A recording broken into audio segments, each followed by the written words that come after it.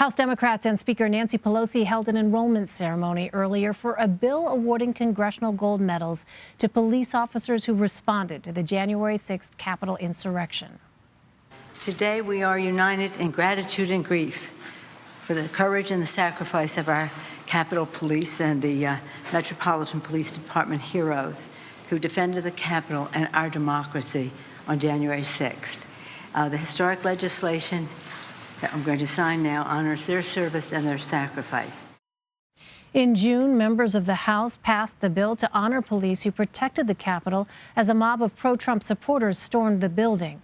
21 Republicans voted against the measure, including Congressman Paul Gosar of Arizona. In a recent op-ed, 3 of Congressman Gosar's siblings call for his resignation. They say he betrayed the U.S. by supporting former President Trump's false claims about his 2020 election defeat.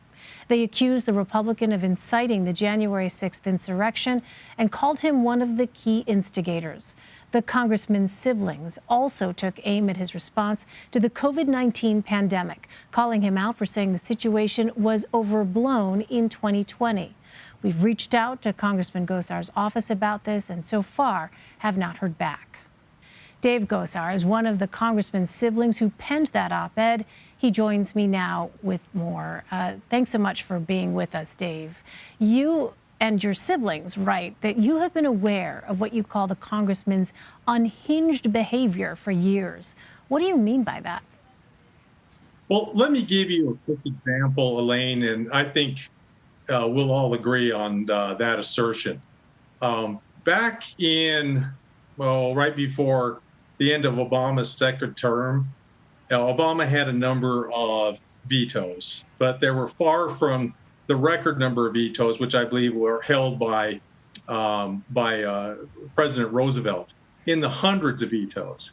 So he actually proposed, and get this, that they pass a whole bunch of legislation that we're sure not to pass, just so Obama would get the record number of vetoes. That's what I'm talking about. You know, and you could go down the list of the other things he's been involved in, and it's just absolute crazy. It's just lunacy. It's not politics. I don't know what's wrong with the guy. Well, your brother has been a staunch supporter of former President Trump, and I want to ask you what you think is behind that loyalty. How did that develop? Well, I think, like most of the Republican representatives in Congress, it's all about their self-interest. You know, they think that, and they're probably right, if they don't support Trump, that their lunatic base will primary him out of there. And so I think it's all self-serving that, you know, they toe the party line because they know if they don't, that's it for them. Just like what Adam Kinzinger and Liz Cheney are finding out, you know, that they're getting quite the opposition at home, you know, from standing on, you know, the obvious fact that this insurrection was caused by Trump and he's been promoting the big lies. But you can't tell the truth in that party right now. It's a cult. Let me ask you, though, because divisions in a family along political lines are, you know, not often, of course, playing out in the way that we see them with your family in such a public and clearly painful way. I'm wondering what you and your siblings are hoping to actually accomplish by speaking out in this public way against your brother and his actions. Well, thank you so much for that question, Elaine. And I want people to understand, it's not like he got elected first off in Congress and back in 2010, took his seat in 2011. We didn't speak out till 2018, you know, despite just, you know, the Bundy insurrection, the, you know, that deal with Obama's vetoes I was telling you about, you know, trying to default on the national debt. I mean, just a whole, he was a birther, a whole host of things. We said nothing. But when it came to him, you know, just involved in some anti-Semitic tropes, you know, to Vice News about the Charlottesville riot, we felt like, okay, that's enough's enough. We have a duty to speak out, okay? And by speaking out, maybe other people are in this same situation would be emboldened by that and would also speak out. And And I think that that's important, that pushback. If we, the people that have some influence or couldn't have some influence, don't push back, aren't visible about doing that, then, people might, stay in the shadows and not push back as well. And this whole cult, just goes off the deep end like it's doing. So I would encourage more people to speak out. When's the last time you spoke to your brother? It's been about 5 years or so. And if you don't mind my asking, I mean, what has this been like for you and your family? It's not been fun, Elaine, as you might imagine.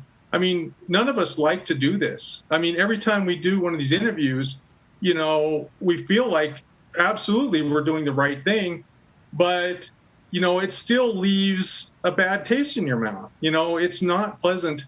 It's caused all sorts of divisions in our family. I mean, amongst the people that should be speaking out and are not. I mean, there's 3 members of my family, three younger brothers. We're a very large family, 10 children in the family, that don't speak out, don't support us, and that's caused a division between the ones that speak out and the ones that don't, or at least some of that group. So it's caused a big problem between the ones that speak out and our parents who are big Trump supporters and support Paul. I mean, it's ugly. But what are we supposed to do? Are we supposed to sit by and say nothing while the guy, gets involved in anti-Semitic tropes, while he's the guy that goes out there and, helps foment a riot? Well, he does some COVID disinformation and people, get sick or die. Or, well, I think, as far as we can tell, he's the first person that came up with the whole Wuhan virus thing and then passed that on to Trump. What are we supposed to do as an American? Are we supposed to just sit there and say nothing? We who are in a position to have the most influence of anybody. I mean, clearly, if I was talking about some other congressman, no one would pay attention. So having this focus and this spotlight gets the message out and maybe emboldens other people to also take action. Well, Dave, I know this is an extremely difficult time for you and your family. Thank you very much for taking the time to talk to us, Dave Gosar. Thank you for having me on.